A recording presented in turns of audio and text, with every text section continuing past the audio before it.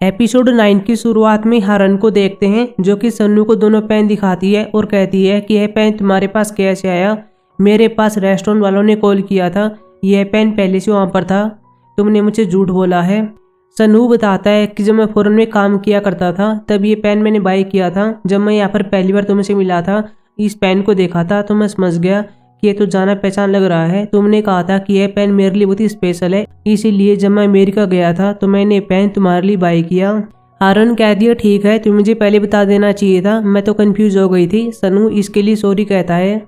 मंजे को देखते हैं जो नाना से बात करता है, कहता कि तुमसे वही चीज़ कर रही हो जो तुमने तब की थी जब तुम 20 साल की थी। अब मुझे बताओ कि क्या चल रहा है। नाना झूठ बोलती है और कहती है कि मैं जल्दी रिटायर होने वाली हूँ और फ्रांस में चली जाऊँगी। मैंने बात किसी को नहीं बताई है, इसलिए मैं जाने से पहले ये सब कुछ कर रही हूँ। मंजे कहता ठीक है, फिर हॉस्पिटल के बारे में क्या, तुम वहाँ पर क्या करने के लिए गई थी। मुझे पता तुम अपने दोस्त से मिलने के लिए नहीं गई थी क्योंकि नर्स तुम्हें बोल रही थी, लेकिन तुमने उसकी बात नहीं सुनी। नाना कहती है कि मैं हर रोज़ अपनी कंपनी में काम करती हूँ लेकिन मुझे थकान हो जाती है, इसलिए मैं रेगुलर चेकअप करवाती हूँ। हारन अपने घर पर होती है, सन्नू की फ़ोटो को देख रही होती है और इसको डिज़ाइन करना स्टार्ट कर देती है। दूसरी ओर सन्नू को देखते हैं, यह भी हारन को मिस कर रहा होता है। अगले सीन में ताइसियो को देखते हैं जो अपने घर पर होता है, इसको जाग आती है लेकिन देखता है कि यहाँ पर हाइंग होती है जो किचन में खाना बना रही थी। ये इसके पास आता है, पूछता है तुम क्या कर रही हो। हाइंग कहती है तुम जाग गए हो, जब मैं यहाँ पर आई थी तुम नशे में थे और मुझे पता चला तुम्हें बुखार है, तुम यहाँ पर बैठो, मैंने तुम्हारे लिए दलिया बना है। लेकिन इसकी बात नहीं मानता, लेकिन हाइंग फोर्स करती है, इसको यहाँ पर बैठा देती है, दलिया खाने के लिए कहती है। ताइसियो के पास इसके जूनियर ने मैसेज कर दिया था और कहता है कि हम दोनों ने वाइन पी थी, मुझे लग रहा था कि मैं इसको डेट कर सकता हूँ, लेकिन ऐसा नहीं है, यह केवल तुम्हारे बारे में बात कर रही थी, यह तुम्हें बहुत ज़्यादा लाइक करती है। हाइंग कहती है तुम बीमार थे, तुमने मुझे बताया क्यों नहीं। ताइसियो कहता मुझे बीमार नहीं होना चाहिए। हाइंग कहती है ऐसा क्यों है, क्या तुम कोई रोबोट हो, तुम भी बीमार हो सकते हो, तुम एक इंसान हो। मैं सीधे पॉइंट पर आती हूँ, मैं तुम्हें नोटिस करी हूँ, आजकल तुम्हें पसीना आ रहा है, तुम शर्मा रहे हो। बाद में कह देती है कि मैं तुम्हें लाइक करती हूँ और मुझे लगता है तुम भी मुझे लाइक करते हो, लेकिन ये मना कर देता है और कहता है कि मेरे मन में तुम्हारे लिए कोई फीलिंग्स नहीं है। हाइंग कहती है ठीक है, मुझे पता था तुम ऐसे ही कहोगे, लेकिन अब से मेरे बारे में सोचना स्टार्ट कर देना। यह कहकर यहाँ से भाग जाती है। बाहर अगर अपने आप से कहती है कोई बात नहीं है, मैंने बता दिया कि मैं कैसा फील करती हूँ, मैंने अच्छा काम किया। आदम को देखते हैं जो कि युगियोम के साथ हॉस्पिटल में होती है, साथ में इसके पेरेंट्स भी होते हैं। युगियोम इसे कह रहा होता है कि मैं ठीक हूँ, तुम्हारा सीसेट का एग्जाम होने वाला है, तुम केवल उस पर फोकस करो। काफ़ी रिक्वेस्ट करने के बाद आदम कह देती है ठीक है, अपना ख्याल रखना, फिर ये चली जाती है। दूसरी ओर नाना को देखते हैं जो हारन से बात करती है, एक नए प्रोजेक्ट को देती है, लेकिन यह कहती है कि मैं नहीं ले सकती, यह प्रोजेक्ट आपने हमेशा से किया है, मैं इसे कैसे ले सकती हूँ। लेकिन नाना कहती मुझे नहीं पता, तुम्हें इसे कंप्लीट करना ही होगा। ताइसियो साथ में होता है और कहता है आपको ऐसा करना ही चाहिए, मुझे पता है कि आप ऐसा कर पाओगी, अगर कोई भी हेल्प चाहिए तो मुझे बता देना।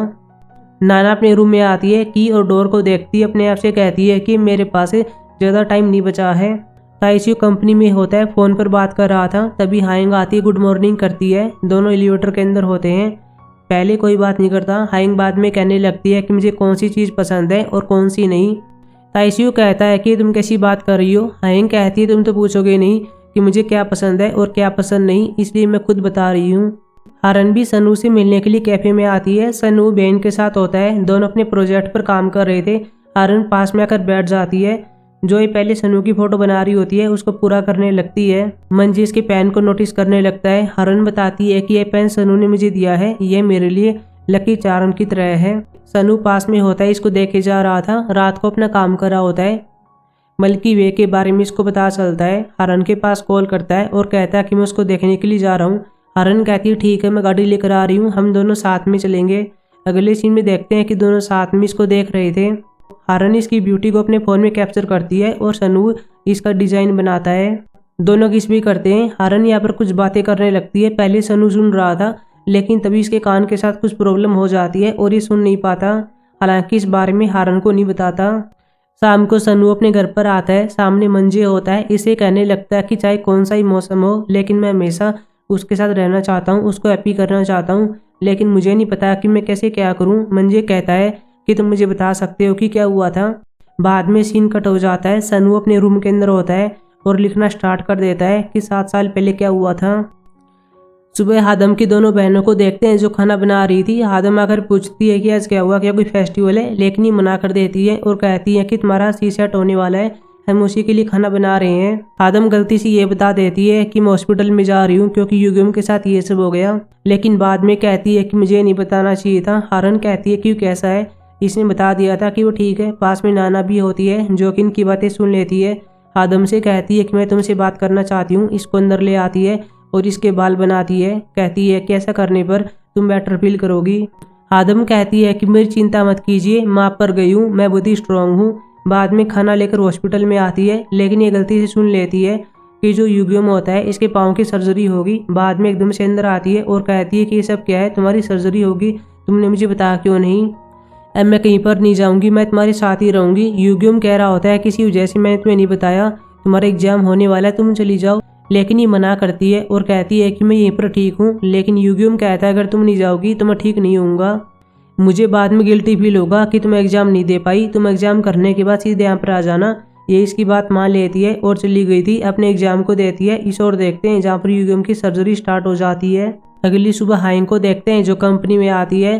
ताइशियो को गुड मॉर्निंग करती है। ताइशियो अपने जूनियर से फोन पर बात कर रहा होता है, पहले काम के बारे में बात करता है, बाद में से कह देता है कि तुमने कहा था कि मैं और हाइंग डेट करने वाले हैं, लेकिन ऐसा नहीं होने वाला, हमारा डेट करने का चांस 0 है। ये सुनने के बाद हाइंग अपसेट हो जाती है और कोई बात नहीं करती। सन्नू को देखते हैं जिसको कुछ आवाज़ें सुनाई दे रही थी, मानो कोई लाइटर को बार बार ओपन क्लोज कर रहा था। अगले सीन में अपने साइकाइट्रिस्ट के पास आता है और इस बारे में बात करता है।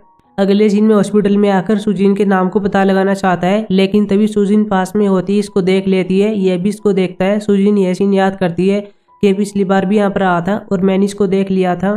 सन्नू इसके पास आता है, पूछ रहा होता है कि 7 साल पहले वहाँ पर एक्सीडेंट हो गया था, मैं उसके बारे में जानना चाहता हूँ, तो वहीं पर थी, लेकिन ये कह देती है मुझे नहीं पता।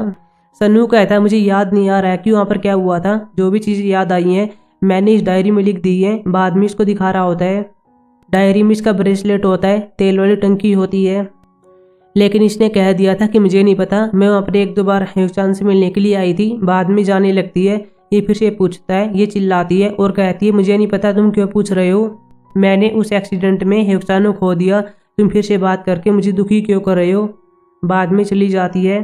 अंदर आकर पास्ट की बात याद करती है कि क्या हुआ था, मैं हेवचान से मिलने के लिए आई थी, लेकिन हेवचान इस टाइम सन्नू से बात कर रहा होता है। हेवचान सन्नू से कहता है कि क्या तुम यहाँ पर हेवचान बनकर हारन से बात कर रहे थे।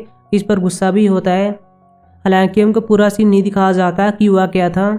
हारन को देखते हैं जो कैफे में होती है, सन्नू का वेट करती है। बाद में इसको देख लेती, भागकर बाहर आती है और इससे कहती तुम्हें क्या हुआ है, तुम्हारा मुंह लटका हुआ है, लेकिन ये कह देता है कि मैं ठीक हूँ, मैं तुम्हें मिस कर रहा था। बाद में इसको अक्कर लेता है। अब दोनों अंदर आकर बात करने लगते हैं। ये एक डिज़ाइन बना रही होती है जो कि सन्नू के लिए होता है, इसको देखना चाहता है, लेकिन हारन छिपा लेती है और कहती है कि बिजनेस है, मैं तुम्हें नहीं दिखा सकती। सन्नू कुछ करने के लिए चला गया था, लेकिन तभी इसके फोन में मैसेज आता है जहाँ पर इसका पिता इसे बर्थडे विश कर रहा था। हारन को पता नहीं होता क्या सन्नू का बर्थडे है। जब सन्नू बाहर आता है तभी साथ में आती है, बताती है कि मैंने कुछ तैयारी की है, तुम नए कपड़े पहनकर आ जाना, हम उस रेस्टोरेंट में जाएंगे। इसको बिना बताए इसका साइज भी ले लेती है और चली गई थी। हालांकि बाद में सन्नू अपने फ़ोन में देख लेता है कि आज मेरा बर्थडे होता है और इसीलिए हारन यह सब कर रही है।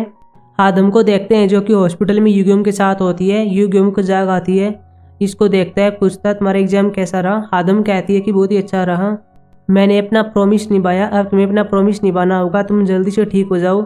इसने कह दिया था कि मेरी सर्जरी अच्छी हुई, अब मैं बिल्कुल ठीक हूँ।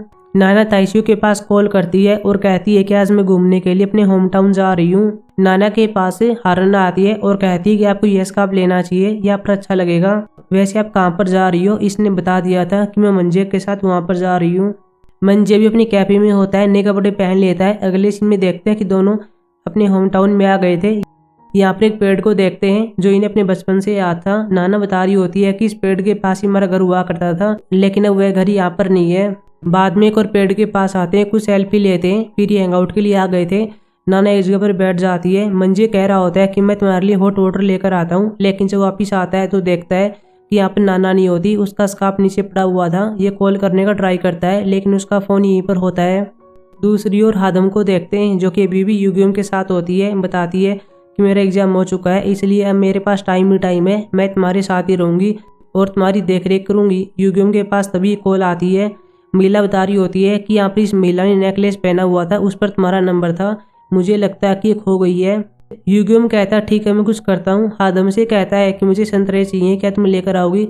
जैसे ही बाहर जाती है नाना के पास कॉल कर देता है। मंजे कॉल उठाता है, बता देता है कि मैं कौन बोल रहा हूँ और नाना के साथ ये प्रॉब्लम चल रही है, फिलहाल वो यहाँ पर है, आप जल्दी से जाओ।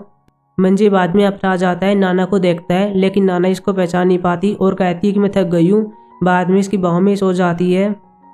रात को हाइंग को देखते हैं जो अपने ऑफिस में काम कर रही होती है, लेकिन एक अलमारी इसके ऊपर गिरने जा रही थी, लेकिन सही टाइम पर ताइशुक आता है, इसको बचा लेता है।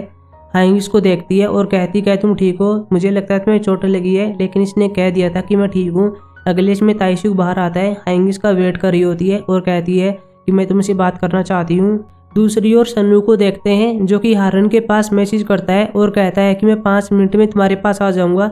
हारन रेस्टोरेंट में इसका वेट कर रही होती है, लेकिन तभी सन्नू लाइटर की आवाज को सुनता है, बार बार ओपन क्लोज किया जा रहा था। इसकी आवाज को सुनकर अपने पास्ट के सीन में चला गया था, अपने रूम में स्टडी कर रहा था, लेकिन पास में युक्चान होता है जो कि लाइटर को लिए हुए था, इससे आवाजें करता है, लेकिन सन्नू कहता है कि ऐसा मत करो, मैं डिस्ट्रैक्ट हो रहा हूँ। बाद में युक्चान ऐसा नहीं करता। ये सब सीन याद करके इसकी नाक से खून बहने लगता है।